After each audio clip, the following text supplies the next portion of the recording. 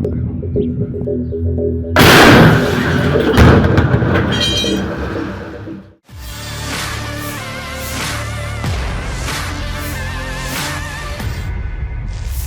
tentara Israel tewas dan belasan lainnya terluka setelah Hamas menembakkan rudal ke sebuah bangunan di dekat Rumah Sakit Nasser pada Jumat dini hari 29 Maret 2024 waktu setempat. Bangunan yang berada di wilayah Khan Yunis, jalur Gaza itu dilaporkan berisi sejumlah tentara Israel. Adapun tentara Israel yang tewas adalah Sersan Mayor Alon Kudryasov yang berumur 21 tahun. Dilansir dari The Times of Israel, Kudryasov adalah prajurit di pasukan elit Egos, dia berasal dari Modin. Semua tentara Israel yang terluka dilaporkan sudah dibawa ke rumah sakit. Israel Nation News menyebutkan 6 diantaranya terluka parah. Hamas merilis rekaman serangan tersebut dan dalam rekaman tersebut terlihat bahwa Hamas menembakkan RPG ke bangunan tempat pasukan Egos berada. Menurut pasukan pertahanan Israel, beberapa jam sebelum serangan itu terjadi, pasukan Egos dilaporkan membunuh satu anggota Hamas di dekat bangunan tersebut. Israel mengklaim sudah ada 254 tentaranya tewas sejak pasukan negara Zionis itu menginvasi Gaza.